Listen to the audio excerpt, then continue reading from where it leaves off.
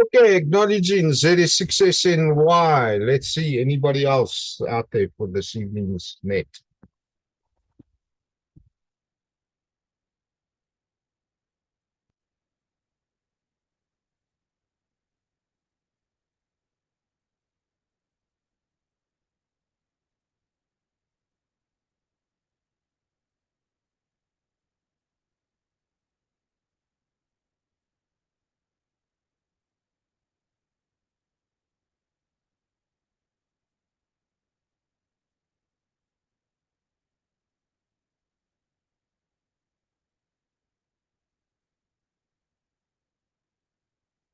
$19.02. Any further check-ins for this week's net? Z6 IPS.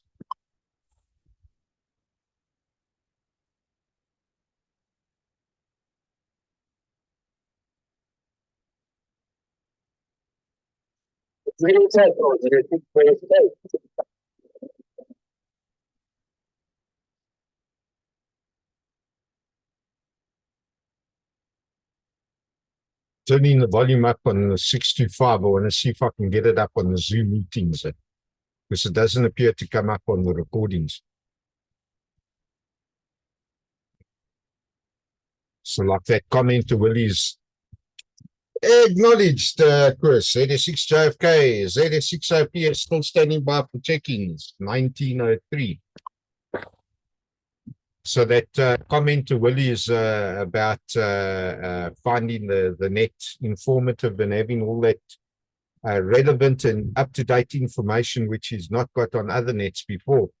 Unfortunately wasn't captured.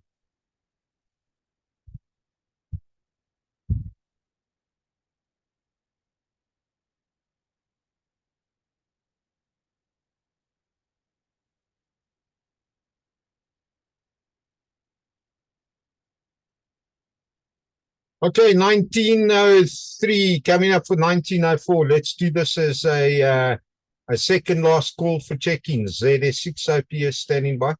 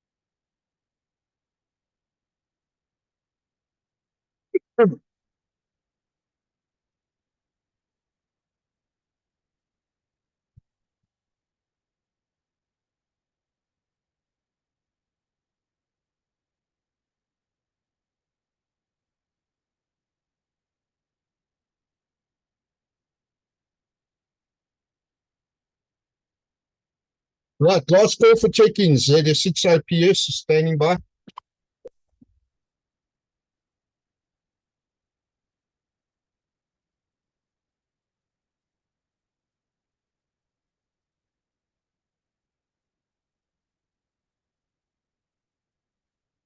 Okay, 1905. Nothing else heard there. Good evening, greetings to one and all, and welcome to this week's net. Today is Sunday, the 12th of February, 2023, and the time is 1905.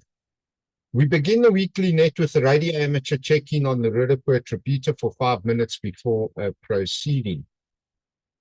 Now, for those of you that might not have checked in, you're more than welcome to also join us on Zoom.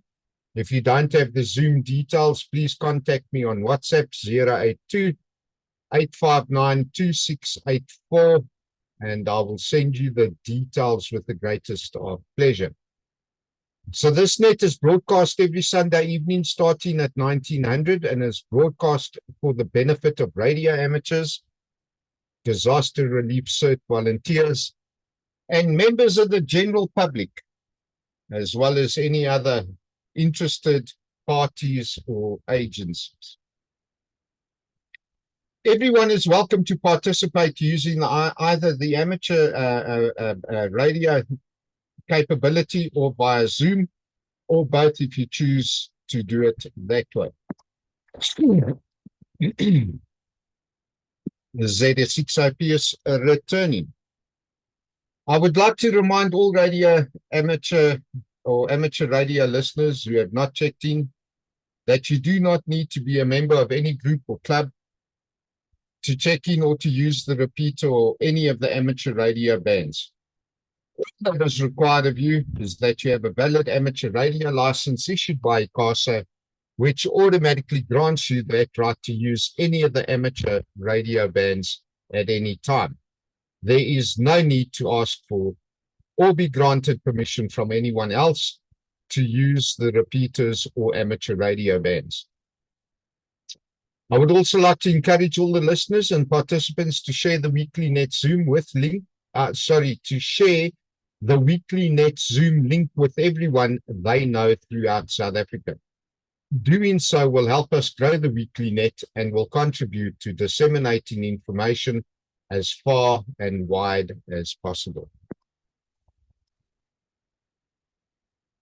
ZS6OPS returning. Now it's time to unpack the weekly COVID-19 figures.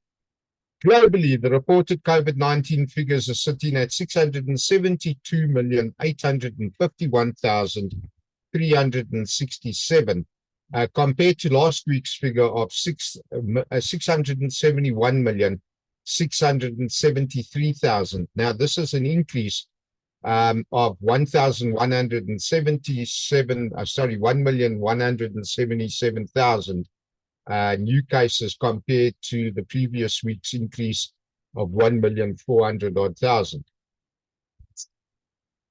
The death toll globally is now at 6,853,796, which is really only up by 9,490. South Africa, on the other hand, ending now somewhere around the 10th of February 45, for some strange reason, haven't actually given a detailed breakdown or infographic of the cases for this last week. However, I was able to determine through one of the reports that there's approximately 1,172 cases that are positive this week, compared to last week's 1,358 new cases. However, the actual table that I used this week didn't match up with the table of last week compared to the infographic and the other reports. So I really don't know how to report on South African figures at the moment. It's like our electricity. They're on and they're off. You know, binary, zeros and ones and nothing in between. So moving on, we're going to go on with Mpox and have a look at Mpox, which is currently at 85,780 cases as of 10 February 2023. And this is an increase of 253 cases globally, so not that high. Mpox hasn't really gotten to an extremely high point at this moment in time, and has not seen high numbers being reported. In addition to that, South Africa has not reported any new cases of Mpox either. Right, ZS6OPS returning following the current outbreak of measles. As I've stated previously, I'll be including the weekly figures which is in the interest of public health generally. So as at the 10th of February 2023, South Africa now has 506 cases compared to last week's total of something. Yep. Again, they have done an adjustment on their tables. They have backdated some of the tables, and I think last week actually stood at 486, which is only 20 new cases of measles in this previous week. Limpopo is still reporting the highest number of cases at 167 compared to the 165 last week, followed by the Northwest with 156 compared to 151 in the previous week. The Gauteng area, however, has reported 46. Now, that's a bit concerning. We've actually gone up from 38, so there's been a total of 8 new cases in this last week alone. And I have a feeling that this might actually be as a result of students returning to schooling. And I think the transmission of measles might very well be escalating due to the school environment. ZS6-OPS returning, and that is a personal opinion. That's not a stated fact. So besides measles, another strange thing has cropped up in this current week. On Thursday, the news started to report two cases of cholera in Pretoria. And on Friday, a third case of cholera was reported. Now, this on the back end of what I stated last week and the week before with regards to contaminated water. It does start raising a couple of questions, at least as far as I'm concerned. You know, one in Joburg, two in Pretoria. Well, load shedding, water shedding, no water supply will all be contributing to this. Cholera, by the way, for those of you that are interested, and you should be in the public interest, health interest, cholera cannot be treated at home. So please do not be fooled. If you start experiencing symptoms of severe diarrhea and dehydration, you must seek advice, medical advice, urgently. You will not treat it at home, and cholera can in actual fact be the cause of loss of life. Then in addition to that, Hoërskool Vanderbijl Park this week on Thursday, I think it was, closed the school down completely. Didn't open up. They'd sent the students home the day before because of the sewage that was running throughout the school. So even their sewage system seems to have been blocked and backlogged and all the rest of it. And that in itself poses a health risk. And of course, that gets into certain water tables, gets into all kinds of things, waterborne, airborne infections and diseases. So the school did the best thing that they could do. They closed it down and they sent all the kids home.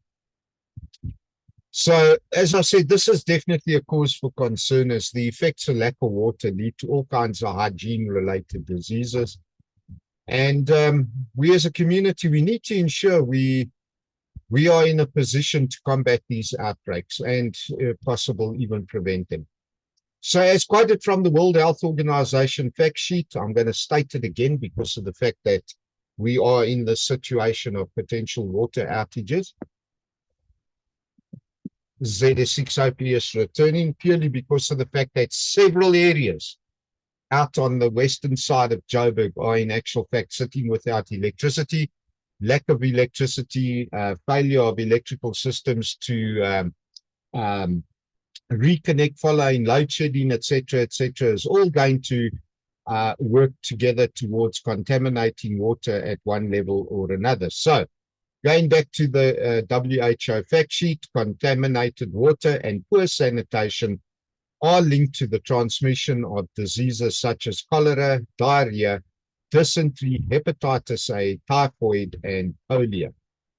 Absent and inadequate or inappropriately managed water and sanitation services expose individuals to preventable health risks. Therefore, I'd like to remind everybody, always keep water on hand for washing, let alone drinking, especially when we experience heat waves and high temperatures, as we have seen in the past, fortunately not the last few days.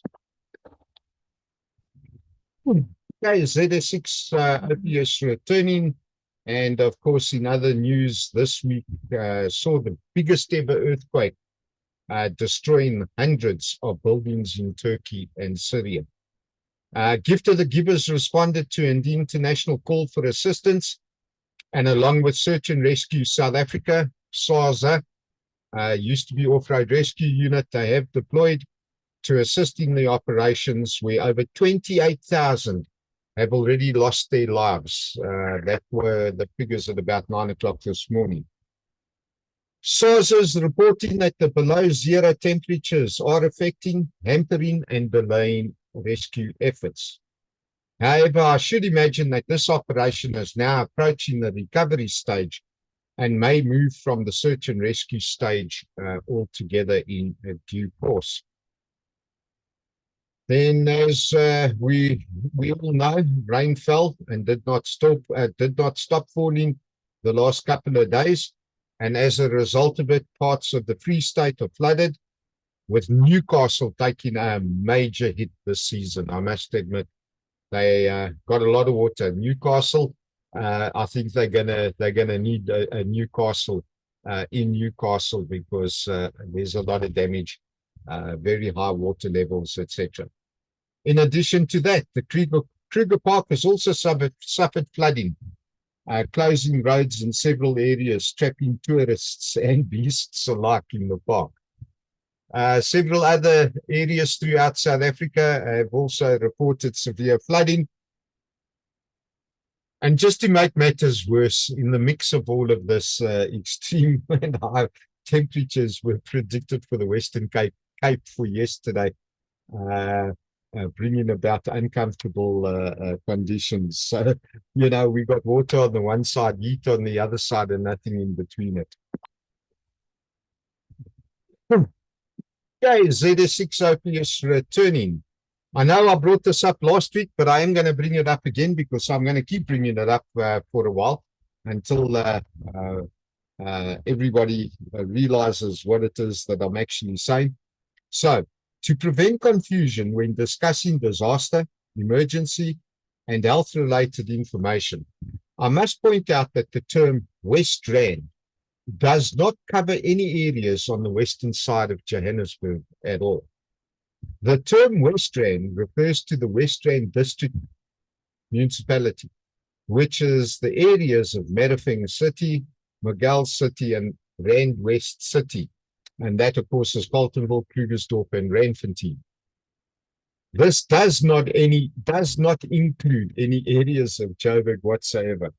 So perhaps it's time to get the facts out into the universe, and we start referring to the right areas at the right time, because I think, like Eskom, everybody is actually in the wrong direction. ZS6OPS returning. Don't worry, Adrian, you're looking gorgeous as you are at the moment. Now, finally, in closing, we encourage everyone to register as a disaster relief cert volunteer and to prepare and train to assist local communities when disaster strikes. Radio amateurs who have not yet checked in, please provide your call sign now, and I'll add you to this week's check-in list.